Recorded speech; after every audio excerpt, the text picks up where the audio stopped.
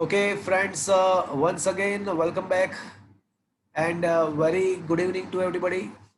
Good afternoon to everybody. I hope you all are safe. Your family member, your relative, your parents, your friends all are safe and you are enjoying this new era, this new way of learning.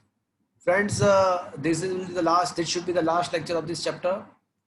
हम आज critical कुछ question करेंगे, कुछ graphical question भी यहाँ पे discuss करेंगे. तो without wasting time let's start. Question number 1. Question ऐसा है कि particle moving in a straight line covers the half of the distance with the speed of 3 meter per second and half of the distance covered in the two equal interval of the speed of 4.5 and 7.5 respectively. What is the average speed? देखो बहुत ही अच्छा question है. पहले question को समझने का try करो. Question ऐसा दिया हुआ है कि जो भी डिस्टेंस उसको ट्रैवल करना है उसमें से हाफ डिस्टेंस जो है ना उसमें उसका वेलोसिटी जो है वो से v0 है. assume that it is a v0 in half of the distance its velocity is v0. अब बाकी का जो हाफ डिस्टेंस है जो ट्रैवल करना है उसको उसमें से आधे टाइम तक उसका वेलोसिटी आधे टाइम तक उसका वेलोसिटी 4.5 और बाकी के आधे टाइम तक उसका वेलोसिटी 7.5 है. तो सबसे पहले इस टाइप के क्वेश्चन में आपको डायग्राम बनाना पड़ेगा. मतलब क्या हो रहा है वो समझने के लिए आपको ये इस टाइप का मतलब सबसे पहले डायग्राम बनाना पड़ेगा. ओके, सो फ्रेंड्स, जो डिस्टेंस था उसमें से आधा जो डिस्टेंस है वो कवर हो रहा है v0 वेलोसिटी से और बाकी का आधा जो डिस्टेंस है उसमें से आधे टाइम के लिए उसका वेलोसिटी v1 है. अज्यूम करो कि v1 है, बाकी के वेलोसिटी v2 है. फ्रेंड्स, मैंने आपको कुछ ये देखो, ये बहुत लॉन्ग मेथड से भी सॉल्व हो सकता है और एक शॉर्टकट से भी सॉल्व हो सकता है. तो ऑब्वियसली हम कौन सा ट्रैक पकड़ेंगे? हम शॉर्टकट. मुझे ये बताओ कि इक्वल डिस्टेंस के लिए फॉर्मूला क्या था? इक्वल डिस्टेंस के what was the formula? 2v1 v2 upon v1 plus v2. Average velocity बोलो, क्या था formula? 2v1 v2 2v1 v2 upon v1 plus v2. And equal time interval के लिए v1 v2 by 2. Equal v1 plus v2 divided by 2. Yeah, that is known to you. Am I right, friends? Yes sir. तो यहाँ पे देखो, पहले क्या हो रहा है? पहले डिस्टेंस इक्वल है d/2 और अज्यूम करो कि ये जो फर्स्ट d/2 रीजन है ना उसमें उसका वेलोसिटी v0 है और बाकी अज्यूम करो कि उसका वेलोसिटी v0 डैश है. अज्यूम कर लो कि बाकी के हाफ डिस्टेंस में उसका वेलोसिटी v0 डैश है. तो मुझे बेसिकली कौन सा फॉर्मूला अप्लाई करना पड़ेगा? इक्वल डिस्टेंस वाला. Equal distance. तो अप्लाई करो, चलो अप्लाई कराओ मुझे. v0 plus v0 dash by अरे भाई 2v0 v0 dash v0 v0 plus v0 dash. चलो ये पता चला आपको? Yes. Yes or no? Now ये जो बाकी का आधा पार्ट है, बाकी का जो हाफ पार्ट है उसमें इसमें क्या हो रहा है? उसमें Equal time interval. Time interval. तो इसका मतलब कि ये जो बाकी का आधा जो पार्ट है उसमें कौन सा फॉर्मूला लगेगा? Equal equal time. टाइम वाला. इक्वल. तो ये जो बाकी के आधे ड्यूरेशन में मैंने अज्यूम किया है कि v0 डैश है, तो v0 dash must be equals to what? v1 plus v2 by 2. तो ये हो गया हमारा solution. You can also solve by a lengthy method, that is a total distance upon total time, and one by one you can solve that question, but it will be a very simpler track जो मैंने आपको दिया. चलो ये पता चला आपको मैंने क्या लॉजिक लगाया? yes sir. सो ये हो जाएगा 2v0 v1 plus v2. LCM देते हैं. 2 डिनोमिनेटर में से, दोनों के डिनोमिनेटर में से 2 कैंसिल हो जाएगा. 2v0 plus v1 plus v2. अब सारे वैल्यू में यहाँ पे सब्स्टिट्यूट करता हूँ. 2v0 मतलब इनिशियल जो स्पीड था इनिशियल हाफ पार्ट में वो 3 मीटर पर सेकंड था, इनटू v1 प्लस v2. तो v1 प्लस v2 4.5 7.5. तो ये हो जाएगा 0.5 प्लस 7.5 मतलब 12 हो जाएगा. 12 अपॉन 2v0 मतलब 2 3 6 प्लस 4.5 7.5, तो ये हो जाएगा 2 इंटू 3 इंटू 12 और डिनोमिनेटर में 18 हो जाएगा। तो 3 6 18 6 2 12, तो फाइनली जो आंसर आएगा 4. 4 मीटर पर सेकंड आ जाएगा। बहुत ही सिंपल। क्या ये बात आपको समझ में आया मैंने क्या किया? Yes, sir. एकदम झकास। Is that clear friends? Yes, sir. Let's come to the next question. ये क्वेश्चन समझ में आया भैया? Yes, sir. चलो सेकंड क्वेश्चन पे आ जाते हैं।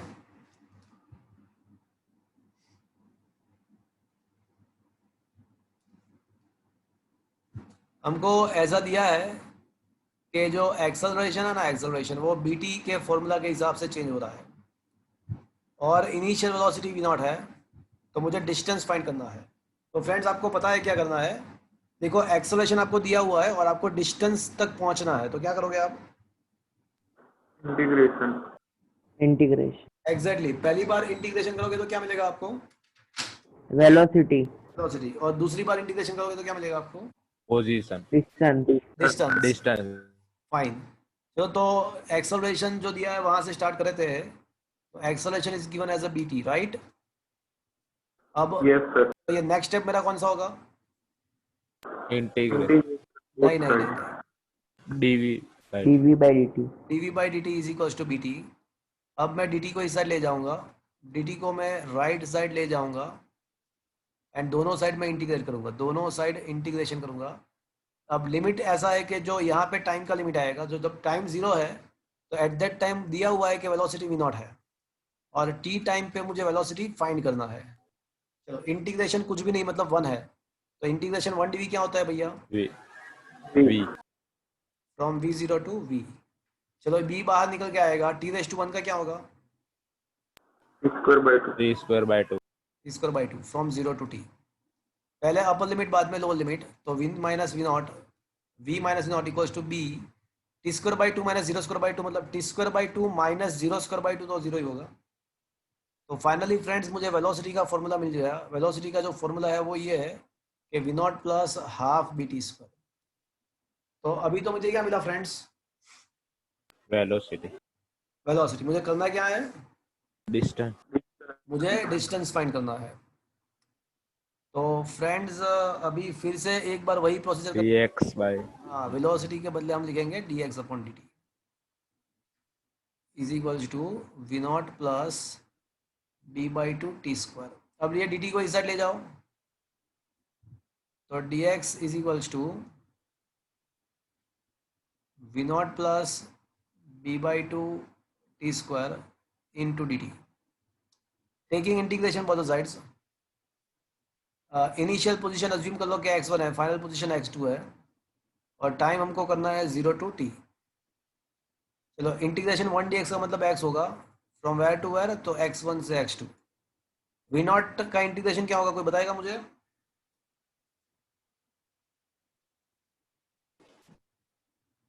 वी नॉट टी, कांस्टेंट का constant into variable, b by 2 बाहर निकल आएगा, टी स्क्वायर का क्या होगा? t cube by 3. From 0 to t। ये हो जाएगा x2 माइनस x1 मतलब डेल्टा x मतलब डिस्प्लेसमेंट, x2 माइनस x1 मतलब डेल्टा x डिस्प्लेसमेंट। पहले अपर लिमिट बाद में लोअर लिमिट, लोअर लिमिट 0 ही है तो लगाने की जरूरत नहीं है। तो ये हो जाएगा v naught t plus 1/6 b t cube, that should be the answer. आ रहा है कोई ऐसा option? c that is the answer. Is it understood friend everybody? Yes, sir. Okay. Next question हमको ऐसा दिया है कि अच्छा ये आपके लिए बहुत डिफिकल्ट हो जाएगा, चलो कोई बात नहीं, स्टार्ट किया तो ख़त्म करेंगे। The motion of a body is given by the equation dv upon dt is equals to 6 minus 3vt। 3v is the function of t, मतलब ये 3v ही है इंटू टी। ये vt का मतलब ऐसा हुआ कि v is the function of t। It doesn't mean that the v into t, it is not like that, it is not like that, it is just a v is the function of t। तो मुझे उसका terminal speed मतलब infinite time पे speed चाहिए, and speed का formula भी मुझे चाहिए। तो स्पीड का फॉर्मूला भी मुझे चाहिए। अ, ऐसा दिया है कि इनिशियली वो रेस्ट पे है। तो फ्रेंड्स, थोड़े इंटीग्रेशन डिफरेंशिएशन के थोड़े नए फॉर्मूला मुझे आपको सिखाने पड़ेंगे, थोड़े मुझे नए फॉर्मूला आपको सिखाना पड़ेगा, बट मेरी बात सुनना, आपको समझ में आ जाएगा।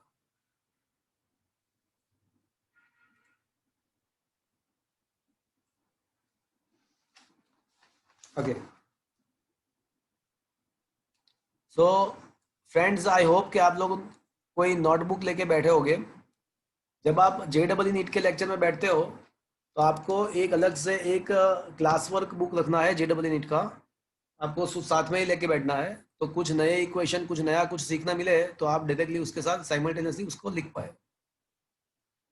तो फ्रेंड्स, हमको ये पता है कि integration x h to n d x का इंटीग्रेशन क्या होता है, मुझे बताओगे कोई?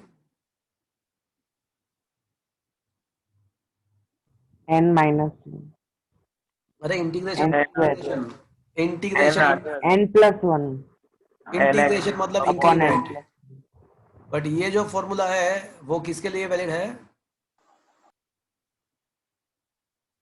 n का वैल्यू -1 नहीं होना चाहिए। बिकॉज सोचो, अगर n का वैल्यू -1 होगा, n का वैल्यू सपोज कि -1 होगा, तो डिनोमिनेटर 0 हो जाएगा, रिजल्ट अनडिफाइंड हो जाएगा। तो अगर वाकई में n इज टू -1 है तो उसके लिए क्या रूल होगा? तो integration x raise to -1, suppose कि -1 ही है, तो मतलब ऐसा होगा कि ये 1/x dx होगा। तो उसका इंटीग्रेशन अलग होता है, इसका इंटीग्रेशन होता है log x होता है टू द बेस e, उसको ln x भी बोल सकते हैं। तो 1/x का इंटीग्रेशन होता है ln x। तो ये आपको पता होगा। एम आई राइट फ्रेंड्स? ये था Yes, sir. कहीं पे लिखा, मैंने स्टार्टिंग में कहीं पे लिखाया था। पता है तो ठीक है, नहीं पता है तो मैंने अभी बताया। ओके, तो ये जो है वो रूल है हमारा इंटीग्रेशन का। ये शायद डिस्कस किया हुआ है, नहीं किया है तो मैंने अभी किया। अब यहाँ पे मुझे दिया हुआ है कि dv/dt का जो फॉर्मूला है वो ये है कि 6 - 3t है। तो अब मैं 6 - 3v है, 3t नहीं है, 3v है। तो क्या मैं ऐसा कर सकता हूँ फ्रेंड्स कि 1/6 - 3v into dv is equals to dt? क्या ये बराबर है? देखो तो। Yes. Is it okay friends? Yes, sir. It's okay. yes sir taking integration both the sides, integration 1/6 - 3v dv is equals to integration dt। जब time 0 होता है ना, तो एट दैट टाइम ऐसा दिया गया है कि वेलोसिटी भी 0 है। ऐसा लिखा हुआ है कि it is at the rest when the t equals to 0। Body was at the rest when t is equals to 0, मतलब जब टाइम 0 है तो बॉडी का वेलोसिटी भी 0 है। अब t टाइम पे ही मुझे मुझे उसका स्पीड फाइंड करना है। चलो मुझे ये बताओ कि इसका इंटीग्रेशन क्या होगा? 1/x dx जैसा है, तो इसका क्या होगा? ln. ln, that is a log to the base e, log to the base e। But ये friends, it is not the simple 1/v, it is not a simple 1/v। तो आपको पता होगा कि यहाँ पे क्या होता है कि एक रूल है कि अगर वो सिंपल 1/v अगर होता ना, मैंने क्या आपको ये रूल सिखाया है कि भाई इंटीग्रेशन साइन एक्स का इंटीग्रेशन जो होता है ना, वो Yes. Minus cos x. minus cos x Yes, sir. हाँ, और साइन के एक्स का क्या होता है? minus k cos x नहीं, डिफरेंशिएशन में मल्टीप्लिकेशन में आता है, इंटीग्रेशन में डिवीजन में आता है।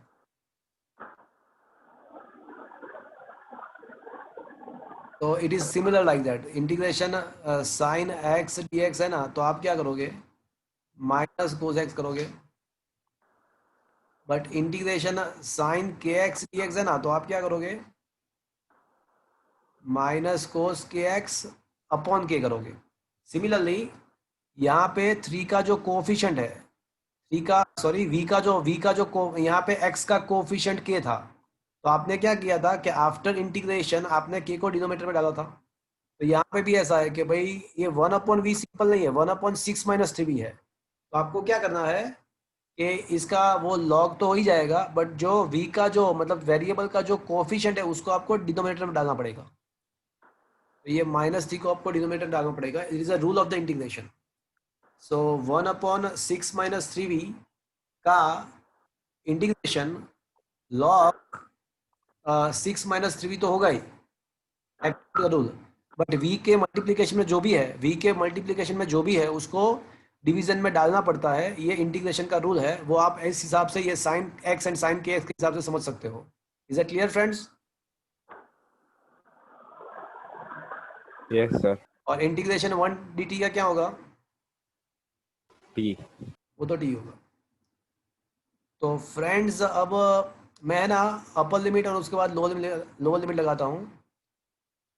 और ये जो 3 है ना -3, उसको तो मैं इस साइड भेज देता हूँ। तो t-0 मतलब t हो जाएगा।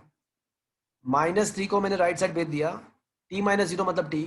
अब इसका अपर लिमिट माइनस लोअर लिमिट, तो अपर लिमिट जो है वो 6 minus 3v as it is रहेगा, फिर माइनस करना पड़ेगा, फिर वापस से log लिखना पड़ेगा, log to the base e, और यहाँ पे v के बदले 0 लिखो तो क्या आ जाएगा, log 6। चलो क्या ये बात आपको समझ में आया? पहले अपर Yes. लगाया, फिर v के in place of v I should write 0, तो log 6 बचेगा लोअर लिमिट में। Upper limit minus lower limit. But क्या फ्रेंड्स आपको ये पता है कि log a minus log b is equal to log a by b होता है? Yes, sir. क्या आपने ये 10th स्टैंडर्ड में पढ़े हो आप कहीं पे? No, sir. 10th. 8-9 स्टैंडर्ड में पढ़े हो कहीं पे? No, sir. log a minus log b, या फिर केमिस्ट्री में पढ़ाया होगा log a बाई b? कहीं पे देखा है ये रूल कि नहीं देखा कभी आज तक? No, Tenth sir. में क्या बोल रहे हो? वो मैथ्स के JEE में देखा था। अच्छा अच्छा अच्छा अच्छा अच्छा अच्छा। तो मैं ना कुछ लॉगरिथम का कुछ रूल्स मैं आपको बता रहा हूँ। Number 1, log a minus log b is equal to log a by b। log a plus log b, तो इसका हो जाएगा log a इंटू b,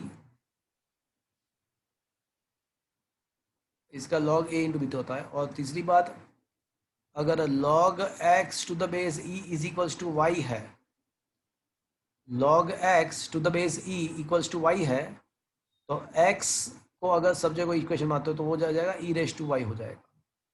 तो ये रूल्स है, लॉग के रूल्स है कि log x to the base e equals to y, then x equals to e raise to y। तो पहले रूल नंबर 1 अप्लाई करें, तो log a minus log b मतलब क्या हो जाएगा, log, Log A.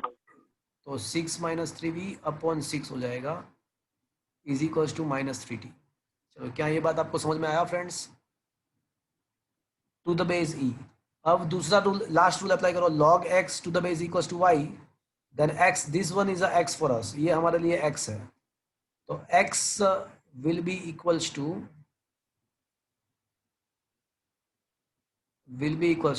e raise to y। चलो क्या ये बात आपको समझ में आया फ्रेंड्स? Yes, sir. तो ये भैया क्या हो जाएगा, 1 minus v by two is equals to 1 minus v by two is equals to e raise to -3t। क्या ऐसा होगा? मैंने 6 को पर्सनली डिवाइड किया, दोनों में डिवाइड किया, 6/6 मतलब 1 एंड 3/6 मतलब 1/2।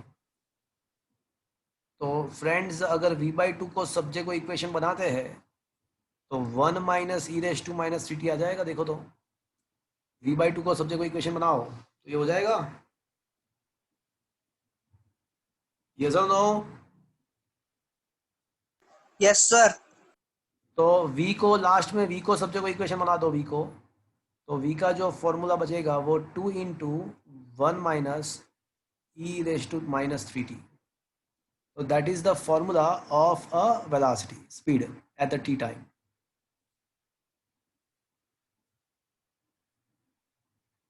तो फ्रेंड्स, क्या ये आपके समझ में आया फ्रेंड्स? तो ऑप्शन नंबर ए, उसका टर्मिनल स्पीड जो है वो 2 मीटर पर सेकेंड है। तो ये ऑप्शन वन नंबर 1 है जो वो करेक्ट है या गलत है? तो ये गलत, मतलब ऑप्शन नंबर 1 उसका जो टर्मिनल स्पीड है, मतलब टर्मिनल मतलब फाइनल, मतलब इन्फिनिट टाइम पर। तो देखो इक्वेशन में आप टी के बदले इन्फिनिट लिखो। इक्वेशन नंबर हमको, हमारा जो एक फॉर्मूला मिला वेलोसिटी का, उसमें अगर आप टी के बदले इन्फिनिट लगते हो, ये जो फॉर्मूला मिला, तो e raise to minus infinite, मतलब 1 upon e raise to infinite हो जाएगा। एंड 1 अपॉन इन्फिनिट का मतलब जीरो ही होता है। तो आई रिपीट फ्रेंड्स, अगर आप t is equals to infinite, terminal का मतलब लास्ट, लास्ट का मतलब इन्फाइनाइट टाइम पर, तो t इक्वल्स टू इन्फाइनाइट अगर आप लिखोगे तो ये क्या हो जाएगा, 2 × 1 minus e raise to 3 × infinite, मतलब इन्फाइनाइट ही होता है, तो e raise to minus infinite, और e raise to infinite minus मतलब 1 upon e raise to infinite. And 1 upon infinite का जो वैल्यू होता है ना, वो ऑलवेज जीरो ही होता है। 1 upon e raise to infinite मतलब जीरो, तो ये टर्म जीरो हो जाएगा, तो 2 ही बचेगा। तो फर्स्ट ऑप्शन जो है वो करेक्ट है, फर्स्ट ऑप्शन करेक्ट है। चलो दूसरा वाला करेक्ट है, देखो फ्रेंड्स।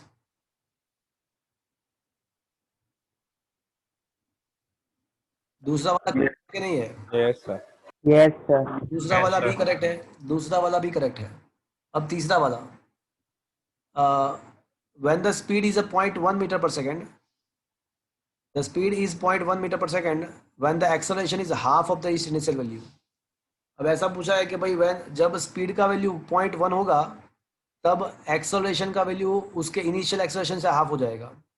तो इसका मतलब ऐसा है कि मुझे एक्सेलरेशन भी निकालना पड़ेगा, तो ही मैं जाके इसको आंसर दे पाऊंगा। तो ये तो वाकई में बहुत ही मतलब गंदा हो गया। नीट वाले बच्चे, बायोलॉजी वाले बच्चे, इस टाइप के क्वेश्चन कभी भी नहीं आते हैं नीट के अंदर। ये बहुत डिफिकल्ट लेवल हो गया। JEE एडवांस का लेवल है ये, IIT में पूछा हुआ है क्वेश्चन ये। तो JEE एडवांस का मतलब ये IIT JEE का मतलब एडवांस लेवल। तो ये एडवांस लेवल है, बट स्टार्ट किया है तो ख़त्म भी करेंगे हम भी, ऐसे वैसे थोड़ी है। और ये आपको ये सब कब आएगा पता है आपको? जब आप लॉट्स ऑफ प्रैक्टिस करोगे, और मेरे जो लेक्चर है वो ख़त्म होने के बाद एक बार खुद उसको वापस से रिवाइज करोगे, वापस से खुद उसको सॉल्व करोगे, तब जाके आपको ये पल्ले आएगा। अब एक्सेलरेशन फाइंड करने के लिए मैं क्या करूँगा, dv/dt करूँगा। चलो डिफ्रेंशिएट करो वेलोसिटी को, ये 2 का डिफ्रेंशिएशन क्या होगा? 0. जीरो। Zero. -2 तो बाहर निकल के आएगा। और e raise to minus t t का आपको पता है, मैंने ये रूल आपको सिखाया था कि d d x of e raise to या a raise to a x है, तो उसका e raise to a x ही होता है, बट जो कोएफिशिएंट होता है वो डिवीजन में आता है। क्या ऐसे सब सिखाया है क्या? Nice. Yes, sir. सिखाया, ये पूरे रूल सिखाए, साइन एंड कोसाइन के वाले जो था ना, तब उसके साथ ही सिखाया था कि ई रेस टू -2 बाहर आ जाएगा, ई रेस टू -3t का ई रेस टू -3t ही होता है, बट जो पावर में टी के मल्टीप्लिकेशन होता है वो डिवीजन में आ जाएगा। रूल कौन सा लगा? D d x of e raise to a x का e raise to a x ही होता है, बट ए नीचे आता है, that is the rule. Differentiation में वो मल्टीप्लिकेशन में आता है। 2 का 0, -2 बाहर निकल के आया, ई रेस टू -3t का ई रेस टू -3t/3। तो एक्सेलरेशन का जो फॉर्मूला है वो माइनस माइनस प्लस हो जाएगा, 2/3 हो जाएगा e raise to -3t। So this is the formula of acceleration. अब क्या है, क्या अब क्या पूछना क्या चाहते हैं वो लोग?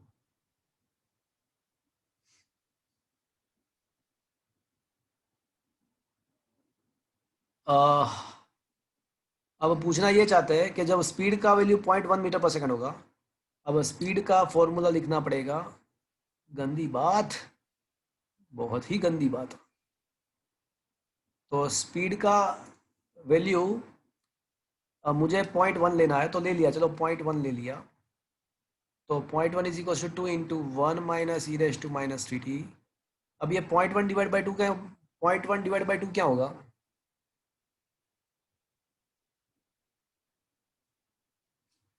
0.05 is equal to 1 minus e raise to minus 3t। तो इसका मतलब ई रेस टू माइनस 3t का जो वैल्यू है ना, ई रेस टू माइनस 3t का जो वैल्यू है वो 1 माइनस 0.05 मतलब 0.95 होगा। चलो, तो मतलब जब वेलोसिटी का वैल्यू 0.1 होता है तो at that time e raise to minus 3t का वैल्यू 0.95 होगा। अब क्या पूछा क्या है कि जब स्पीड 0.1 होता है तब उसका जो एक्सेलरेशन होता है वो इनिशियल एक्सेलरेशन से हाफ हो जाता है। तो एक काम करते हैं, इनिशियल एक्सेलरेशन फाइंड करते हैं। इनिशियल एक्सेलरेशन मतलब टी का जीरो वैल्यू। तो टी का वैल्यू जीरो करो तो friends, e raise to zero तो 1 होता है, कोई भी का 0 पावर 1 होता है। तो इनिशियल एक्सेलरेशन जो है वो आपका 2/3 मतलब क्या हो जाएगा, 2/3 मतलब 0.6 something. 0.67। Yes. तो ये आपका इनिशियल एक्सेलरेशन है, ये इनिशियल एक्सेलरेशन है। अब हम ई रेस टू माइनस 3t का वैल्यू यहाँ पे सब्सटीट्यूट करते हैं, तो ये जो एक्सेलरेशन मुझे मिलेगा क्या वो इनिशियल एक्सेलरेशन से हाफ होगा?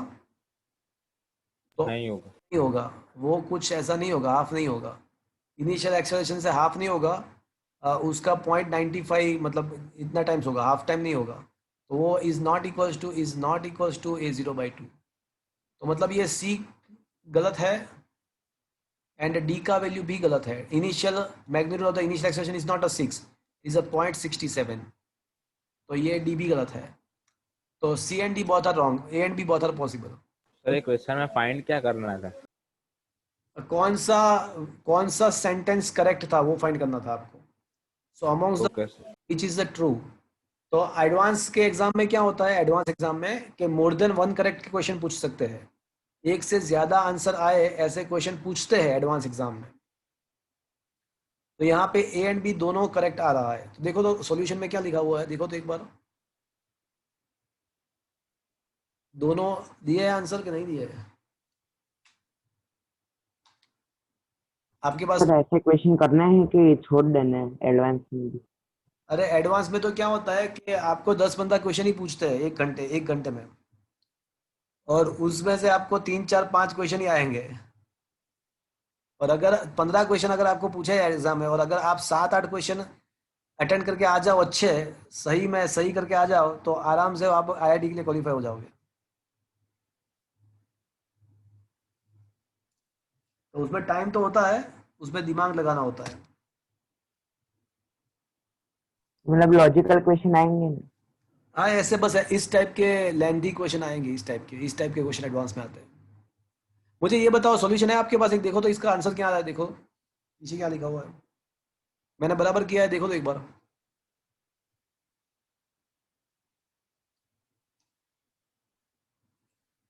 किसी के पास है क्या नहीं, ये हार्ड फॉर्म में है क्या नहीं नोट्स किसी के पास? उसमें डी ऑप्शन राइट बता रहा है। सर डी करेक्ट आ रहा है। डी करेक्ट दिया हुआ है? Yes sir. अच्छा, the magnitude of the initial acceleration, initial मतलब zero, e raise to zero तो 1 होता है। अरे यार, ई रेस टू जीरो 1 होता है, 1 तो 2/3 आएगा। बराबर है, कुछ गलत नहीं है। अच्छा, एक बार फिर से देख लेते हैं डिफरेंशिएशन बराबर किया है कि नहीं करेगा। डिफरेंशिएशन, अरे यार डिफरेंशिएशन है भैया। हाँ सर, वो इंटीग्रेशन में -3 नीचे आता है. अरे इंटीग्रेशन में नीचे आता है और डिफरेंशिएशन है भैया, तो गलत कर दिया ना। गलत गलत गलत, गंदी बात।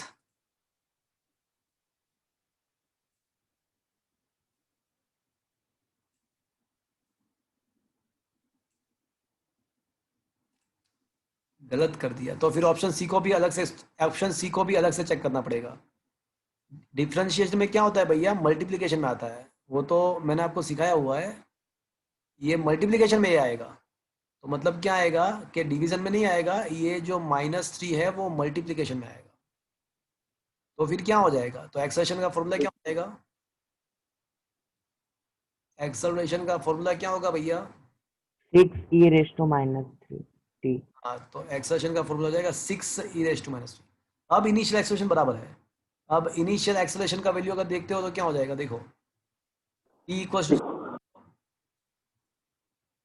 t is equals to 0 place कर दो तो e⁻0 1 होगा।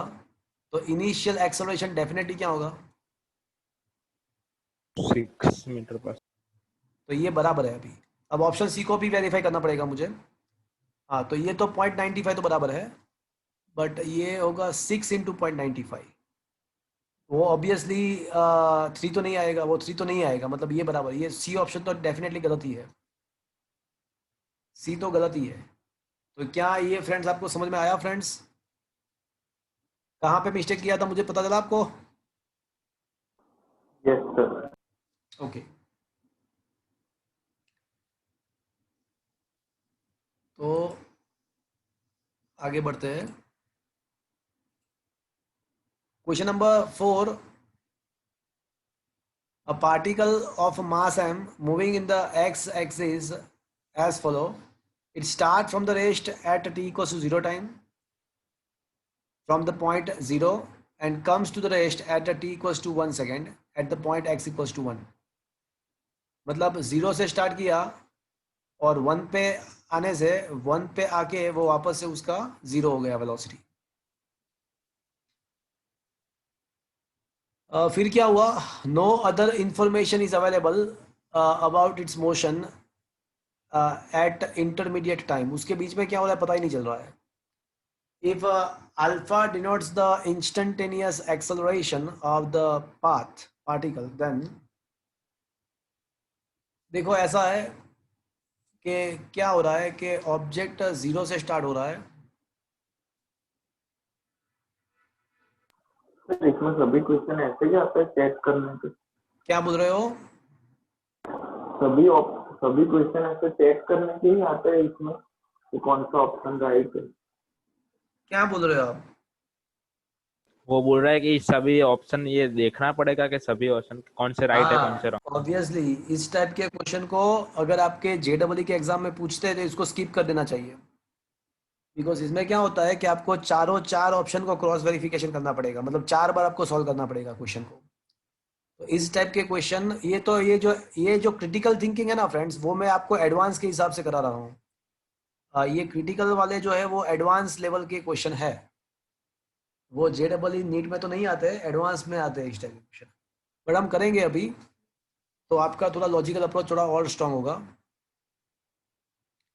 बट जब जेडब्ल्यू या नीट में अगर इस टाइप के क्वेश्चन पूछते हैं कि जिसमें चारों ऑप्शन क्रॉस वेरीफाई करना होता है, तो उसको स्किप कर देना चाहिए, उसमें बहुत ही टाइम लगता है, टाइम कंज्यूम बहुत होता है। बट अभी तो क्या है कि अभी हमारा जो टारगेट है वो फास्ट सॉल्व करना नहीं है, अभी हमारा जो टारगेट है वो नॉलेज गेन करना है, लॉजिकल अप्रोच डेवलप करना है। ओके, तो करेंगे। Yes sir. तो 0 से स्टार्ट हुआ और 1 पे वापस से स्टॉप हुआ, मतलब यहाँ पे वेलोसिटी 0 था और यहाँ पे वापस से वेलोसिटी 0 है। तो ऐसा सोच सकते हैं कि भाई पहले उसने एक्सेलरेटेड मोशन किया होगा और उसके बाद डिसेलरेटेड मोशन किया होगा, ऐसा सोच सकते हैं। Is it okay friends? Yes sir. तो इसका मतलब ऐसा होगा कि थोड़े पार्ट के लिए एक्सेलरेशन पॉजिटिव होगा और थोड़े पार्ट के लिए एक्सेलरेशन नेगेटिव होगा, ऐसा होना ही चाहिए डिसेलरेटेड मोशन में। क्या मैं ऐसा कह सकता हूँ?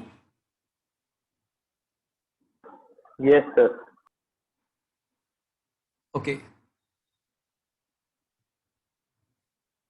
अब देखो, ये ऑप्शन ये तो करेक्ट ही है कि 0 से लेके 1 सेकेंड तक का जो टाइम इंटरवल है उसमें through out the time interval alpha can not be positive, because उसको नेगेटिव तो होना ही पड़ेगा।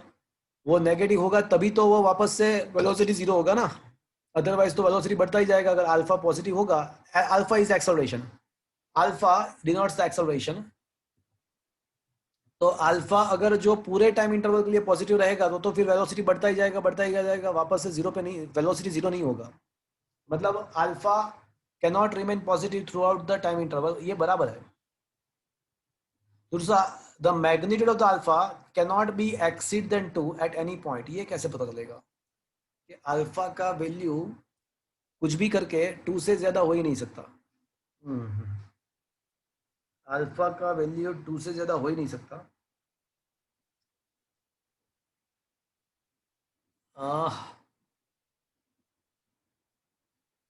ये कैसे पता चलेगा?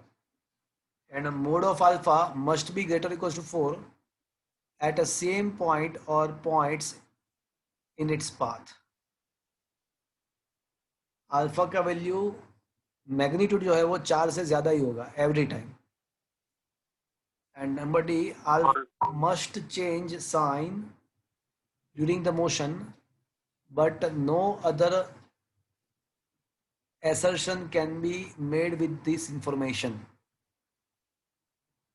ये बराबर है कि अल्फा का साइन तो चेंज होना ही चाहिए, पॉजिटिव नेगेटिव होना ही चाहिए, बट हाँ दूसरा इंफॉर्मेशन मिलेगा कि नहीं मिलेगा वो पता नहीं चलेगा। मतलब ये पता नहीं ये क्या है, मतलब इसके द्वारा हम कोई इंफॉर्मेशन निकाल सकते हैं कि नहीं निकाल सकते। मतलब अल्फा का कोई रिस्ट्रिक्शन 2 या 4 हो सकता है क्या?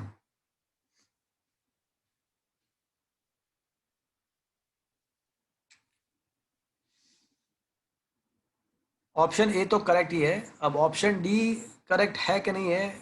अगर ऑप्शन डी हो जाएगा, ऑप्शन डी अगर करेक्ट हो जाएगा तो automatically b and c cancel हो जाएगा, बिकॉज कोई इन्फॉर्मेशन निकाल नहीं पाएंगे। मुझे तो ऐसा ही लगता है कि अभी हम जो सोच रहे हैं उसके हिसाब से तो ऐसा लगता है कि और कुछ तो मिलेगा नहीं, बीच में क्या हो रहा है वो कुछ भी दिया हुआ नहीं है। तो भी एक बार सोच लेते हैं कि ये अल्फा का वैल्यू 2 से ज़्यादा होगा तो क्या प्रॉब्लम होगा। क्या अल्फा का वैल्यू 2 से ज़्यादा होने में कोई प्रॉब्लम है? ओके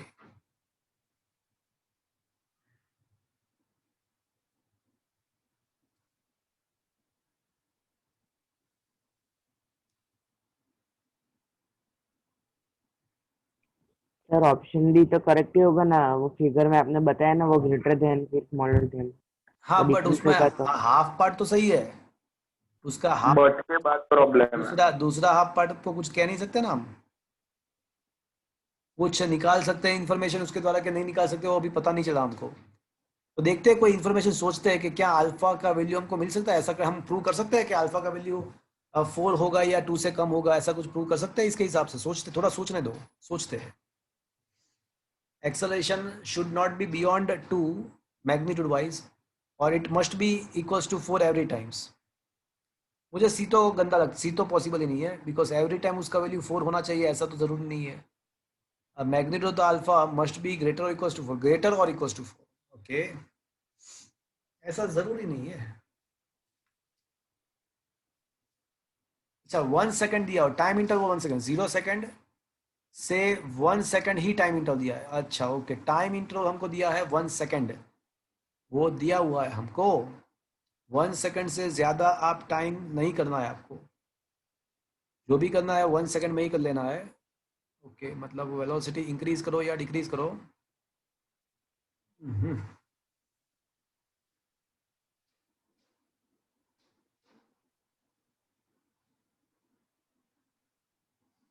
ओके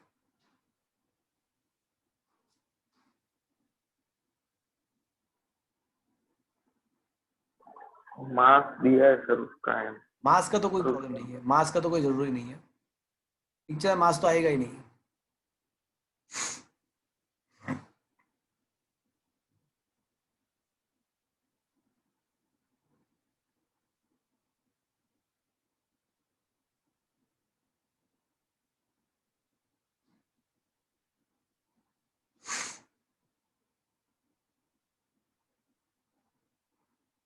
हाँ, अगर डिस्टेंस मैं 1 मीटर लेता हूँ और ऐसा सोचता हूँ कि थ्रू आउट द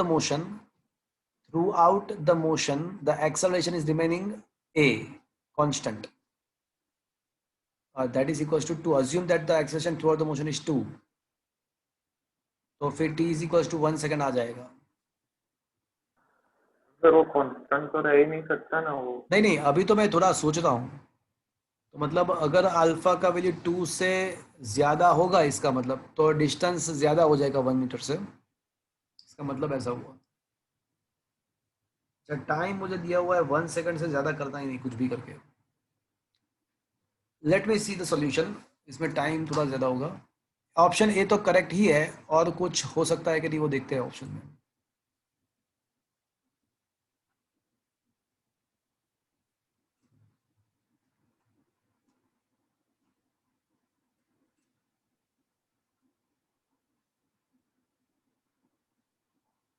कौन सा क्वेश्चन था? 4th।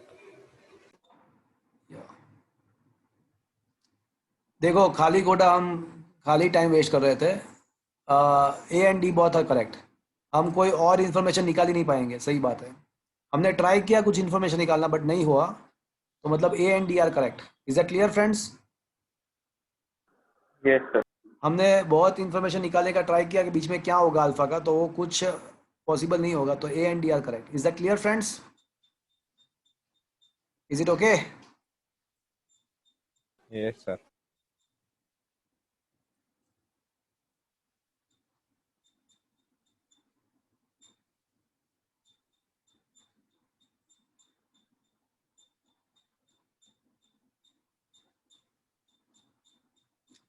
चलो क्वेश्चन नंबर 5 पे आ जाओ. चलो यहाँ पे ऐसा दिया हुआ है कि हमको एक्सेलरेशन वर्सेस टाइम का ग्राफ दिया हुआ है. A particle start from the rest, accelerate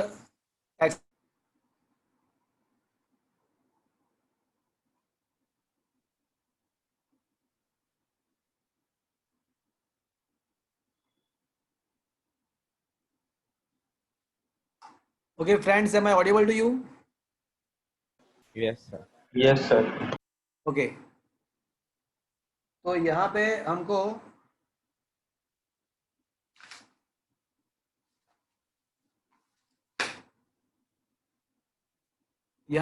हमको एक्सेलरेशन वर्सेस टाइम का ग्राफ दिया हुआ है. फ्रेंड अभी थोड़ा एक नेटवर्क का थोड़ा प्रॉब्लम होगा, 1 मिनट के लिए. You just be with me. 1 minute के लिए प्रॉब्लम होगा. Hello hello. Yes sir.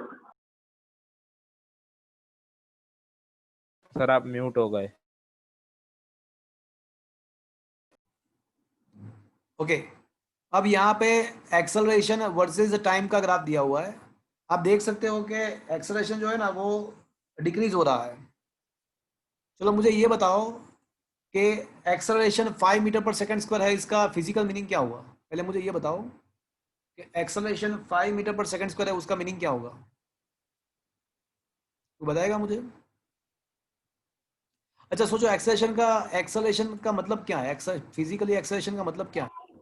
Change in velocity. नहीं, change in velocity per unit time.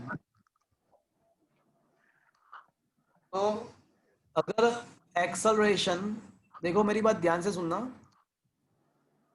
Acceleration 5 metre per second square है, तो इसका मतलब ऐसा हुआ कि 5 metre per second.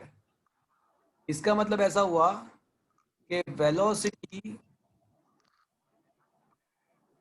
will increase speed will increase is 5 metre per second in 1 second. इसका मतलब ऐसा हुआ. चलो क्या ये बात आपको समझ में आया friends? Yes sir. Acceleration decrease होके 3 मीटर पर सेकंड स्क्वायर हो गया, तो इसका मतलब क्या करोगे? एक्सेलरेशन डिक्रीज होके 3 मीटर पर सेकंड स्क्वायर हो गया, तो इसका मतलब क्या होगा? अगर एक्सेलरेशन वेलोसिटी डिक्रीज है, स्पीड डिक्रीज हो. मतलब ऐसा हुआ कि 1 सेकंड में अभी वेलोसिटी का इंक्रीमेंट कितना होगा? 3 मीटर पर सेकंड. अब एक्सेलरेशन डिक्रीज होके 1 मीटर पर सेकंड स्क्वायर हो गया, तो इसका मतलब क्या हुआ कि अब 1 सेकंड में वेलोसिटी कितना इंक्रीज होगा? 1 मीटर. और जब एक्सेलरेशन 0 होता है, तो इसका मतलब ऐसा हुआ कि अब वेलोसिटी का क्या हो जाएगा? कांस्टेंट. क्या ये बात आपको समझ में आया? Yes sir. मतलब मैं आपको ऐसा एक्सप्लेन करने की ट्राई कर रहा हूं कि भले ही एक्सेलरेशन डिक्रीज हो रहा है, बट वेलोसिटी कभी भी डिक्रीज नहीं होगा. वेलोसिटी का इंक्रीमेंट का रेट डिक्रीज होगा. भले ही एक्सेलरेशन डिक्रीज हो रहा है, इसका मतलब ऐसा नहीं है कि वेलोसिटी आपका डिक्रीज होगा, बट वेलोसिटी का इंक्रीज होने का जो रेट था, वेलोसिटी जितने अमाउंट में इंक्रीज होना चाहिए उससे अब वो कम इंक्रीज होगा. चलो क्या ये बात आपको समझ में आया? Yes sir. एक्सेलरेशन 5 से 3 किया, 5 से 3 किया, 3 से 1 किया, 1 से 0 किया, but throughout the region, throughout this, no doubt acceleration decrease हो रहा है, बट कभी भी वेलोसिटी डिक्रीज नहीं हो रहा है. देखो वेलोसिटी तो इंक्रीज ही हो रहा है, बट वो इंक्रीज होने का जो रेट है वो रिड्यूस होगा. हाँ, अगर एक्सेलरेशन नेगेटिव है, अगर एक्सेलरेशन नेगेटिव है -5 मीटर पर सेकंड का, तो इसका मतलब ऐसा हुआ कि फिर velocity is decreased by 5 metre per second square, decrease by 5 metre per second in 1 second. अगर एक्सेलरेशन नेगेटिव है तो फिर वेलोसिटी डिक्रीज होगा, बट जब तक एक्सेलरेशन पॉजिटिव है, चाहे उसका वैल्यू ही भले ही डिक्रीज हो रहा है, बट जब तक एक्सेलरेशन पॉजिटिव है तब तक वेलोसिटी तो इंक्रीज ही होता जाएगा। चलो, क्या ये बात आपको समझ में आया? Yes sir. और जब एक्सेलरेशन 0 होगा उसके बाद क्या हो जाएगा? Velocity constant. कांस्टेंट। तो देखो यहाँ पे एक्सेलरेशन वर्सेस टाइम का ग्राफ दिया है। चलो मुझे ये बताओ कि area enclosed by the acceleration versus time graph वो आपको क्या देगा? Area enclosed by acceleration versus time graph मैंने आपको लिखा है कहीं पे, चेंज इन वेलोसिटी। या एग्जैक्टली वो आपको देगा चेंज इन वेलोसिटी। तो area is equal to half base into altitude. Base कितना है? 11, 11 कितना है? into 10 10। Is equal to final velocity minus initial velocity. अब क्वेश्चन में ऐसा लिखा हुआ है कि object start from the rest, तो 110 डिवाइड बाय 2 का मतलब हुआ 55 is equal to final minus 0। तो मतलब कि ये जो होगा वो फाइनल वेलोसिटी मुझे मिलेगा 55 मीटर पर सेकंड। क्वेश्चन में आपको फाइनल वेलोसिटी नहीं पूछा है, क्वेश्चन में आपको ऐसा पूछा है कि what is the maximum velocity. Friends, ये जो फाइनल वेलोसिटी मिलेगा ना यहाँ पे आपको, वही मैक्सिमम हो जाएगा। उसके बाद वो बढ़ने का वो उसके बाद क्या हो रहा है कि एक्सेलरेशन 0 हो जाएगा। तो यहाँ पे एक्सेलरेशन 0 हो रहा है, तो इसका मतलब कि अब वेलोसिटी बढ़ने का बंद हो जाएगा, वेलोसिटी इंक्रीज होने का बंद हो जाएगा। अब वेलोसिटी कांस्टेंट हो जाएगा, मतलब 55 तक बढ़ेगा, फिर उसके बाद वेलोसिटी कांस्टेंट। तो ये जो 55 मिला, that is not only the final velocity, this 55 is not only the final velocity, it is also the maximum velocity। तो क्या ये बात आपको समझ में आया फ्रेंड्स? Yes sir. चलो, क्या ये 6 वाला क्वेश्चन मैंने करवा दिया है आपको? यस सर, पहले वो वो इंक्रीज होता एमटीजी की है, बुक में। हाँ, फिर डिक्रीज होता है, हमारे नोट्स में भी दिया हुआ है। एम आई राइट फ्रेंड्स? Yes sir. तो मैंने यहाँ पे ए 6 क्वेश्चन में आपको 2 चीज मैंने सिखाई थी। 2 चीज आपको यहाँ पे पूछ सकते हैं 6 क्वेश्चन में। याद है किसी को कौन कौन से 2 चीज? Total time and total distance. नहीं, मैक्सिमम वेलोसिटी। आपको यहाँ पे डिस्टेंस 2 टाइप क्या के था? क्वेश्चन पूछ सकते हैं, मैक्सिमम वेलोसिटी एंड डिस्टेंस। और उसको याद रखने का मैंने शॉर्टकट भी सिखाया था कि v is equal to v naught plus a t, initial velocity 0 तो 80, displacement is equal to v naught t plus half a t square, तो हाफ एटी स्क्वायर। और यहाँ पे हमारा a क्या हो जाएगा? तो alpha beta upon alpha plus beta हो जाएगा यहाँ पे। तो v maximum is equal to क्या हो जाएगा? Alpha beta upon alpha plus beta into time. And अगर डिस्टेंस अगर पूछते हैं तो half alpha beta upon alpha plus beta into T square. तो ये दोनों चीज मैंने आपको सिखाया होगा। यहाँ पे हमको मैक्सिमम वेलोसिटी पूछा हुआ है, तो दिस इज द आंसर। क्या ये बात आपको समझ में आया friends? Yes, sir. Is that clear friends? Yes, sir.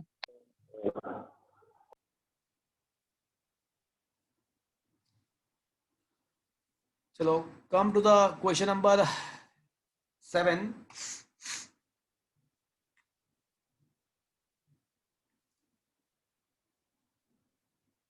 Question ऐसा है कि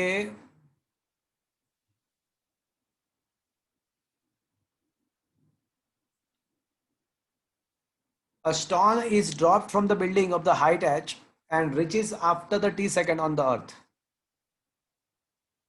देखो फ्रेंड्स, यहाँ पे ऐसा है कि एक बिल्डिंग है, उसका जो हाइट है वो h है, बिल्डिंग का जो हाइट है वो h है। और केस 1 में यहाँ से एक स्टोन को ड्रॉप कर रहा है विद द इनिशियल स्पीड 0, और उसको ग्राउंड पे पहुंचने के लिए जो टाइम लग रहा है वो t है।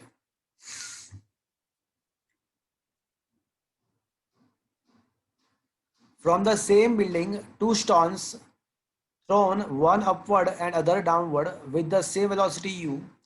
तो अब दूसरे केस में क्या किया है कि एक स्टोन को u वेलोसिटी के साथ ऊपर फेंका हुआ है और तीसरे स्टोन को u वेलोसिटी के साथ नीचे फेंका हुआ है। जो ऊपर फेंका है उसका जो टाइम इंटरवल है वो t1 है और जो u वेलोसिटी के साथ नीचे फेंका हुआ है उसका जो टाइम इंटरवल वो t2 है।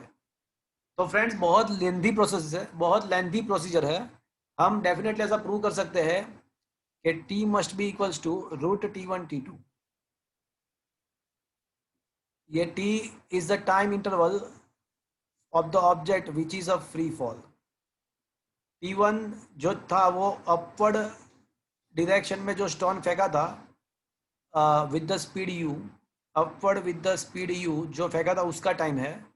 एंड t2 जो है वो स्टोन जो डाउनवर्ड डायरेक्शन में मैंने फेंका था with the time interval t, with the initial velocity u। तो ये जो रिलेशन है हम प्रूव कर सकते हैं। बहुत लेंथी प्रोसेस है बट आप डायरेक्टली याद रख सकते हो कि सेम हाइट से हमने 3 स्टोन फेंके, एक को फ्री फॉल कराया, एक को u वेलोसिटी से ऊपर फेंका, एक को u वेलोसिटी से नीचे थ्रो किया। तो उसके रिस्पेक्टिव टाइम t1 t2 है। तो ये रिलेशन हम प्रूव कर सकते हैं, ये रिलेशन हम प्रूव कर सकते हैं।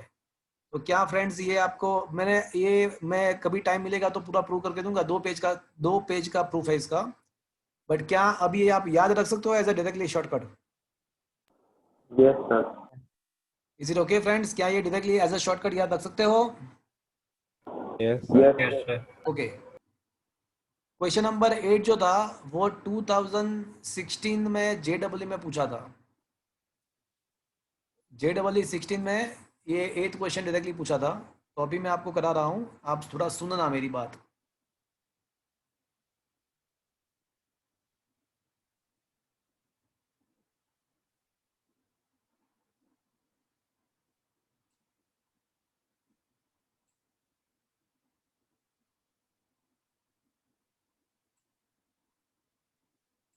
Okay. A ball is projected upward from the height h above the surface of the earth. मतलब वही केस वापस से कि भाई एक बिल्डिंग है, उसका अर्थ के सरफेस से उसका जो हाइट है वो h है और वहां से एक स्टोन है, उसको ऊपर की डायरेक्शन में थ्रो किया हुआ है। और कौन से वेलोसिटी के थ्रो किया है? v वेलोसिटी से। तो उसको v वेलोसिटी के साथ ऊपर की तरफ थ्रो किया हुआ है। तो अब क्या होगा कि वो स्टोन पहले ऊपर जाएगा। अब क्या होगा? तो पहले है ना वो स्टोन ऊपर जाएगा,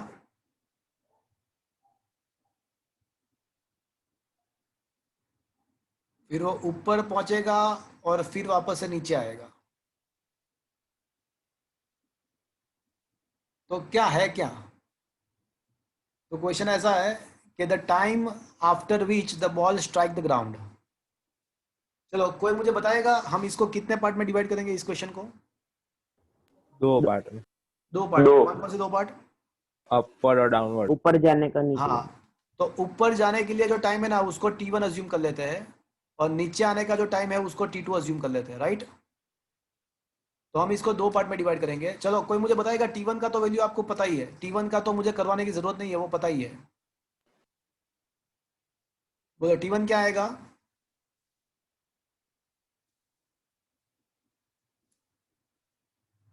t1 आपको पता ही है।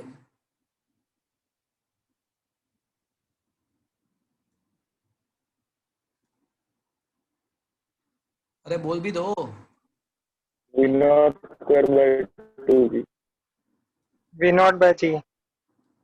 चलो मतलब ऊपर जाने का टाइम को आप तो पहले से ही पता है कि वो हो जाएगा v0/g। Is that clear friends? Yes yes sir.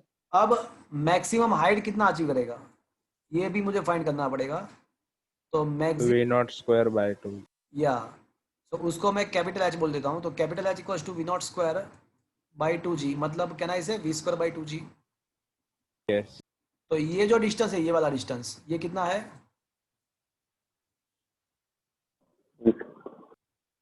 अब यहाँ से अब चलो ऊपर पहुंच गया। अब यहाँ पे इनिशियल वेलोसिटी कितना होगा इसका? 0। 0। 0 और उसको कितना डिस्टेंस ट्रैवल करना पड़ेगा?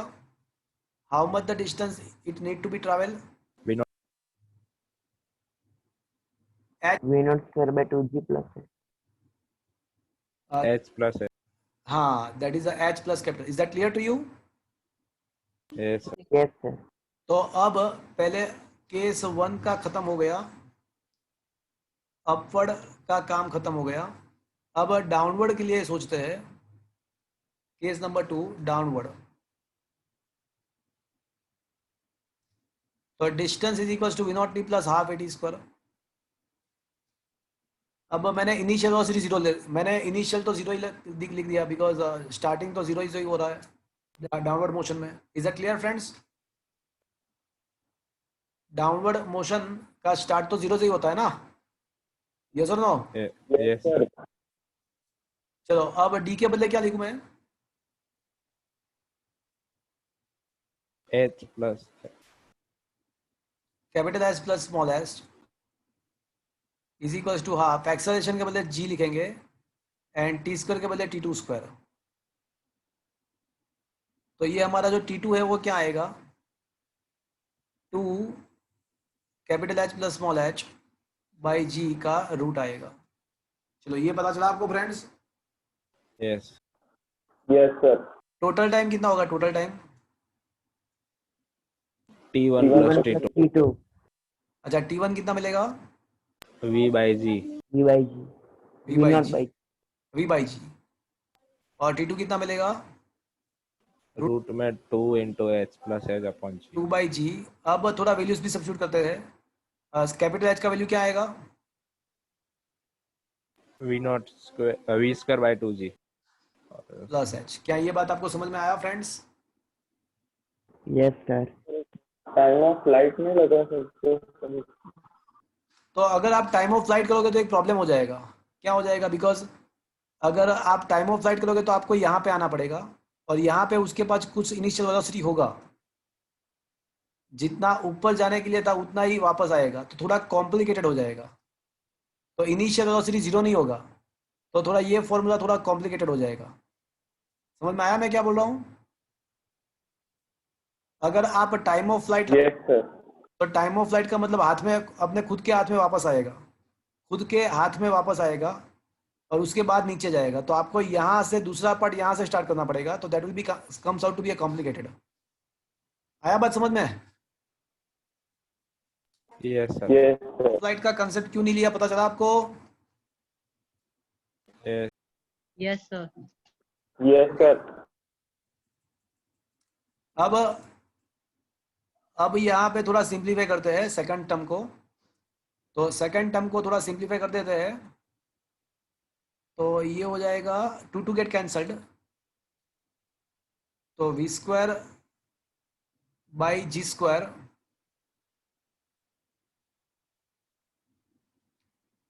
प्लस 2h बाई जी।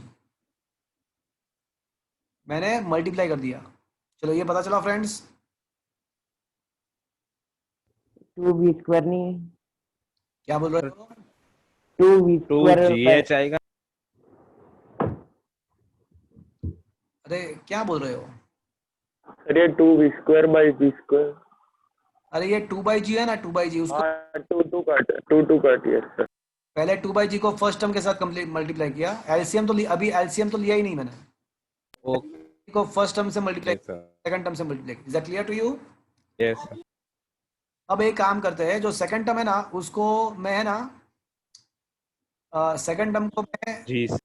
हाँ जी से मल्टीप्लाई करता हूँ, जी से डिवाइड करता हूँ, जी से मल्टीप्लाई किया, जी से डिवाइड किया, और उसको मैं है ना सेकंड टर्म को वी स्क्वायर से भी मल्टीप्लाई करता हूँ, वी स्क्वायर से भी डिवाइड करता हूँ। ऐसा क्यों? अभी आपको समझ में आ जाएगा। अब देखो v square by ji square, v square by ji square, and यहाँ पे भी है v square by ji square, यहाँ पे भी है, तो दोनों में से v square by ji square common निकालूं तो रूट में से वी बाई जी बाहर आएगा Yes. और बचेगा क्या? यहाँ पे 1 बचेगा, राइट? Plus 2. और बचेगा यहाँ पे देखो जी 2GH. स्क्वायर, हाँ बचेगा 2 बचेगा ऊपर, ऊपर जी भी बचेगा, एक जी बचेगा, एच भी बचेगा। अब v square by ji square तो चला गया, बट नीचे वी स्क्वायर बचेगा, नीचे वी स्क्वायर बचेगा। Yes. आया बात समझ में? So now the total time Yes, by sir. g now Yes, common from all the terms. V by g common from all the terms. तो ये बचेगा 1 प्लस रूट में 1 plus 2gh by v square. So this is the final answer. ये JEE में पूछा था ये question. So that should be the answer. आया बात समझ में पूरा चीज? Yes, Yes, sir. sir. Yes. अच्छा क्वेश्चन था। Is it clear to you? Yes, sir.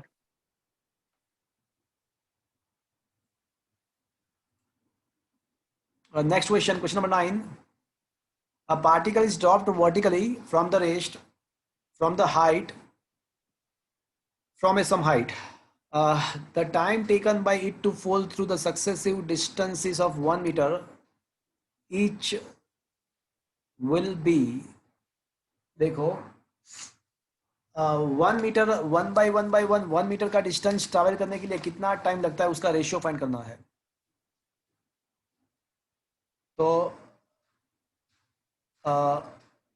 Particle को ड्रॉप करते हैं तो पहला 1 मीटर, दूसरा 1 मीटर, तीसरा 1 मीटर डिस्टेंस ट्रैवल करने के लिए जो टाइम लग रहा है वो टाइम का मुझे रेशियो फाइंड करना है। क्वेश्चन समझ में आया पहले तो? Yes, sir. क्वेश्चन ऐसा है कि भाई एक पार्टिकल है, उसको कुछ हाइट से ड्रॉप किया है और ऑब्वियसली यहाँ से उसको जस्ट ड्रॉप किया है, ड्रॉप फ्री फॉल। तो पहला 1 मीटर, दूसरा 1 मीटर, तीसरा 1 मीटर, एक के बाद 1 मीटर का जो डिस्टेंस ट्रैवल हो रहा है 1 मीटर 1 मीटर 1 मीटर, तो ये टाइम ड्यूरेशन T1 है, ये T2 है, ये T3 है। तो मुझे उसका रेशियो फाइंड करना है। एक के बाद जो 1 मीटर डिस्टेंस है उसका मुझे रेशियो फाइंड करना है। यहाँ पे प्रॉब्लम बहुत है बिकॉज हम है ना, हमको ऑलवेज कहाँ से स्टार्ट करना पड़ेगा? यहाँ से स्टार्ट करना पड़ेगा बिकॉज यहाँ पे वेलोसिटी मेरे पास 0 है। एक काम करते हैं, पहले T1 तो फाइंड करते हैं। तो हम फॉर्मूला अप्लाई करेंगे V not t plus half GT square half AT square. तो पहले D1 के लिए फाइंड करेंगे तो D1 मतलब 1 metre half G T1 square. तो T1 का जो वैल्यू आएगा ना वो क्या आएगा बताया भैया? चलो, क्या ये बात आपको समझ में आया?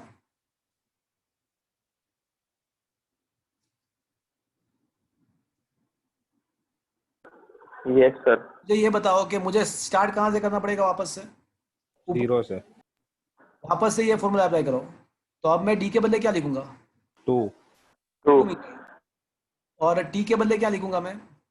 T2 square. हाँ, T1 प्लस T2। आया बात समझ में? yes, sir. आया कि नहीं आया? आया।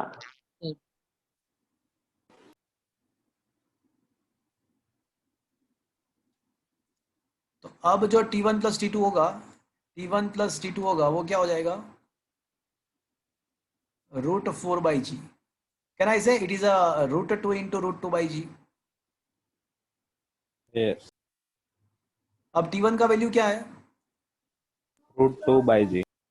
अब मुझे T2 फाइंड करना है तो T2 क्या आ जाएगा? √2 √2/g bye √2 -1। Is it okay? क्या ये बात Yes. समझ में आया? यहाँ पे √2/g पीछे सब्ट्रैक्शन में ले जाओ। तो सर वो कट नहीं हो जाए? अरे कैसे हाँ, कट? नहीं होगा। वो yes √2 sir. Multiplication. √2/g common आ जाएगा। यस। चलो अब हम क्या करेंगे, केस नंबर 3। चलो केस नंबर 3 पे आ जाओ। तो वहां पे डिस्टेंस कितना लिखेंगे? 3 मीटर। 3 मीटर। 3 मीटर। फिर हाफ जी, अब क्या लिखूं? T1 plus T2 plus T3। T2 plus T3। एकदम जगह है ना friends? Yes, yes, sir. sir. तो अब ये T1 plus T2 plus T3 is equal to, can I say it is a √6/g। Yes, sir. Yes, sir. So can I say it is a root 3 into root t by 2 by g? Yes. Yes, sir. But friends, t1 plus t2 क्या है? Root 2 by g into 2 root 2 minus 1. Root 4 by 6. Plus t3 is equals to root 3 root 2 by g. Is that clear? Sir ये तो T2 नहीं लिखा, क्या? ये T1 plus T2 है ना, वो तो सर वो नहीं है रूट 4 बाई जी। हाँ पर रूट 4 बाई, हाँ एग्जैक्टली, हाँ सही बात है आपका। हाँ सर, root 4 by. गलती कर दी, गलती कर दिया। वो तो t2 का वैल्यू है ना भैया, तो हमारे पास तो ऑलरेडी t1 प्लस t2 का वैल्यू ऑलरेडी है root 4 by G. Why don't you do this? So ये रूट 4 बाई जी के बदले can I say root 2 into root 2 by g. Yes sir.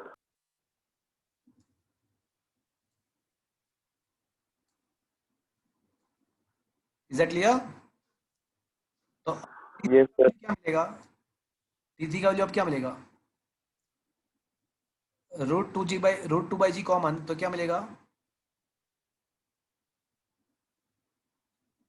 चलो आया बात समझ में? Yes sir. अब सबका रेशियो निकालो, तो what should be the answer? अब रूट 2 बाई जी कैंसिल हो जाएगा।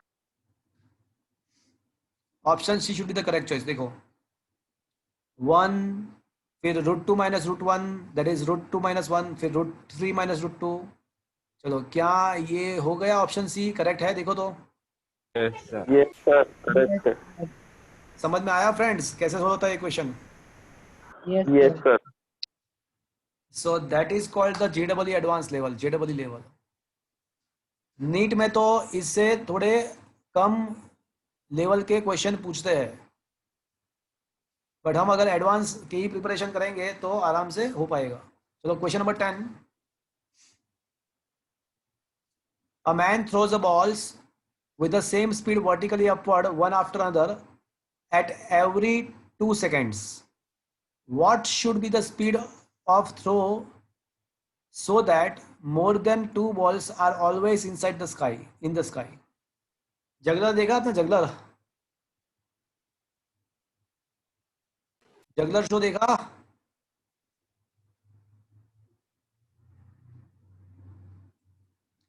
अरे भैया जगलर शो देखा? No sir. अरे पिक्चर में नहीं देखा कहीं पे?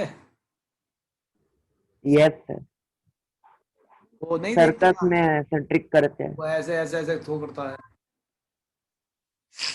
वो देखा? एक साथ 5-6 बॉल लेके फिर वो घुमाते सर्कस में हैं। दिखाते हैं ऐसा। वही। तो फ्रेंड्स हाँ वो तो मेरी बात सुनो, थोड़ा ध्यान से सोचो कि एवरी टू सेकंड के बाद दूसरा बॉल थ्रो करता है।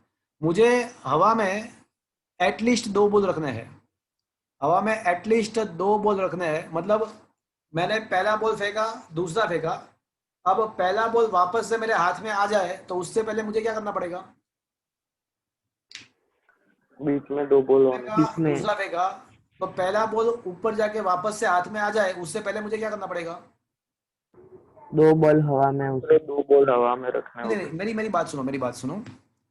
मुझे एटलीस्ट हवा में 2 बॉल चाहिए, तो मैंने पहला बॉल फेंका, थोड़ी देर के बाद 2 सेकंड के बाद दूसरा बॉल फेंका, अब पहला बॉल मेरे हाथ में थोड़ी देर के बाद आएगा, तो उससे पहले मुझे तीसरा बॉल फेंक देना चाहिए, तो ही हवा में 2 बॉल रहेंगे। ये सेंटेंस समझ में आया आपको? पहला यस सर, पहला और हाथ में तीसरा। आए उससे पहले मुझे तीसरा बॉल थ्रो कर देना पड़ेगा, अदरवाइज हवा में 2 बॉल नहीं रहेंगे। क्या ये समझ में आया आपको? Yes sir.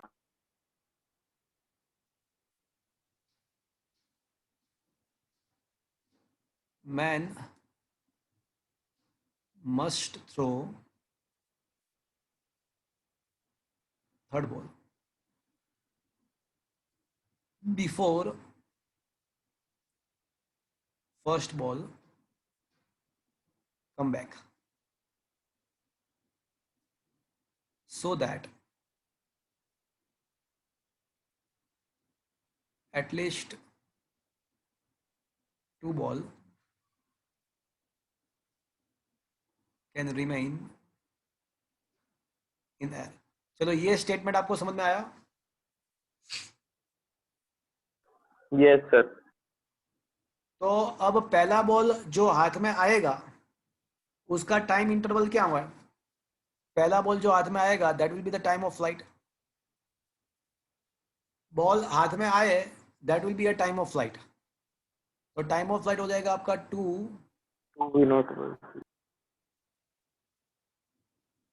V0 by G। Is that clear? But ये जो पहला बॉल हाथ में आए उससे पहले क्या होना चाहिए? थर्ड बॉल फेंक जाना चाहिए। अच्छा, थर्ड निकल में जाना। मुझे तीसरा बॉल फेंकना चाहिए। मतलब कितना टाइम पास हो जाना चाहिए? एवरी 2 सेकंड के बाद मैं एक एक बॉल थ्रो कर रहा हूं। तो पहला बॉल मैंने 0 सेकंड पे फेंका, दूसरा बॉल 2 सेकंड के बाद, तीसरा उससे 2 सेकंड के बाद। तो मतलब तीसरा बॉल फेंकने का जो टाइम होगा वो कितना होगा? 4 second.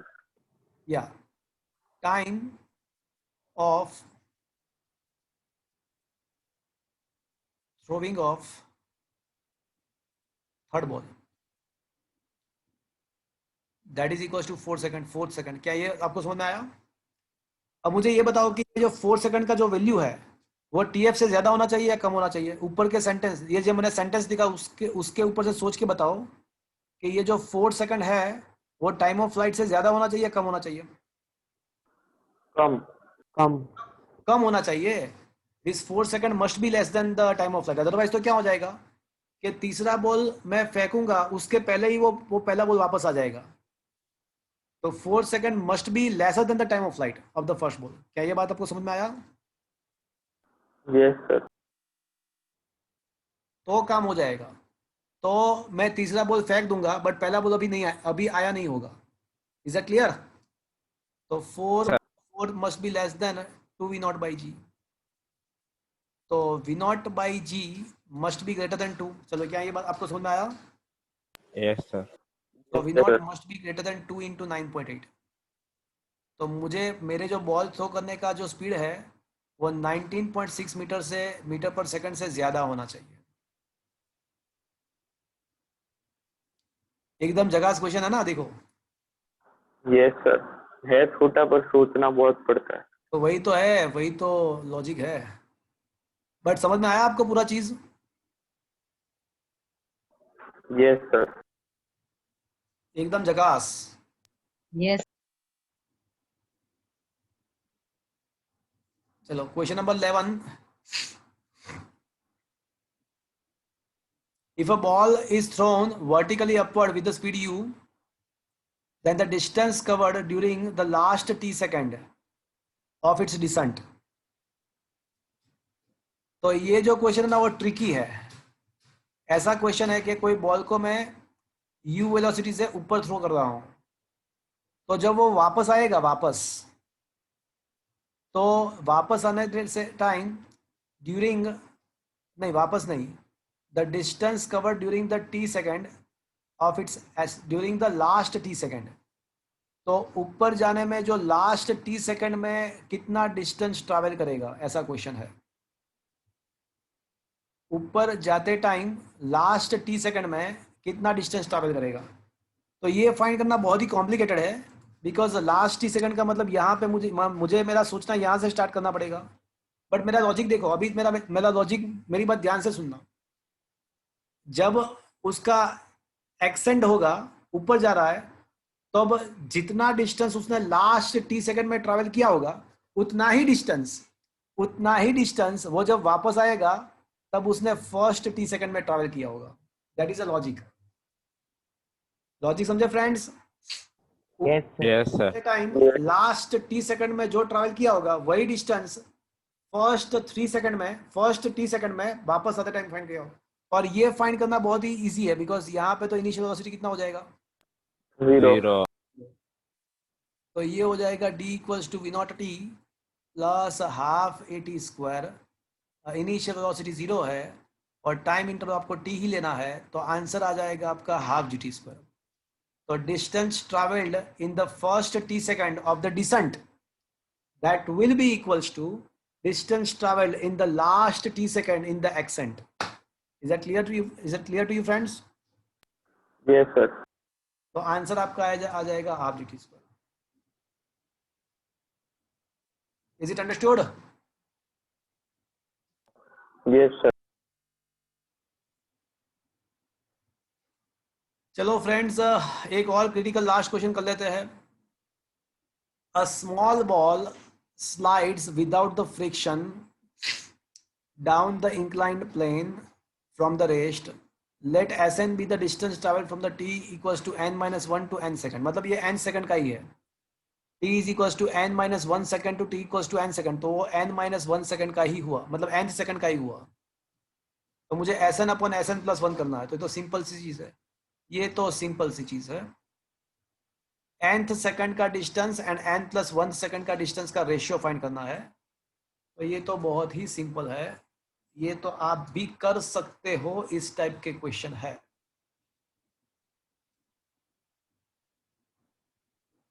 Sn is equal to आपको पता है कि VO plus a/2 2n minus 1. Is that clear to you friends?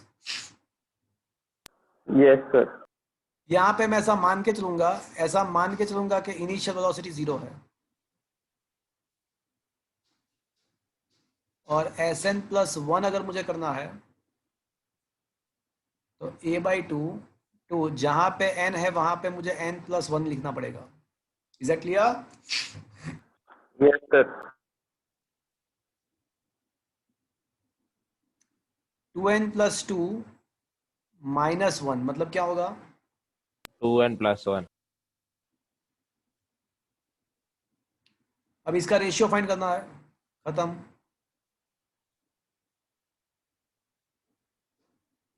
To n minus 1 upon 2n plus 1.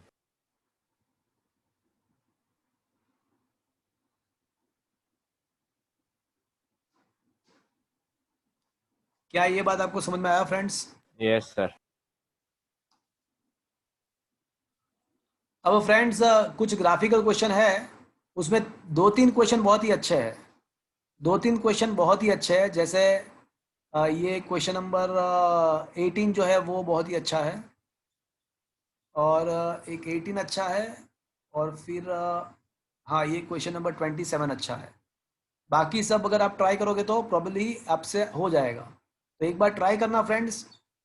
Next time मैं आपको एक बार ग्राफिकल क्वेश्चन के डाउट पूछ लूँगा और 4th चैप्टर के नोट्स में अभी प्रोवाइड करूँगा आपको. तो उसमें से आपको एटलीस्ट 50 क्वेश्चन सॉल्व करके लाना है. 50 question from the 4th chapter notes वो आपको मैं प्रोवाइड कर दूंगा. मतलब मोशन इन अ प्लेन के नोट्स में आपको प्रोवाइड करूंगा. उसमें से एटलीस्ट आपको 50 क्वेश्चन सॉल्व करना है और ये ग्राफिकल क्वेश्चन सॉल्व करके लाना है. Okay friends? Sir PDF Yes, sir. मिलेगी? आपको अभी मैं PDF भेज दूंगा और आपको हार्ड कॉपी भी मिल जाएगा ऑफिस से. वो थोड़े दिन के बाद मिलेगा आपको. पहले PDF में भेज दूंगा. Okay? Yes, sir. Yes, sir. तो आज का सेशन मैं यहाँ पे खत्म कर रहा हूँ. Okay? Bye, sir. Bye, sir. Bye. Bye. Goodbye. Thank you.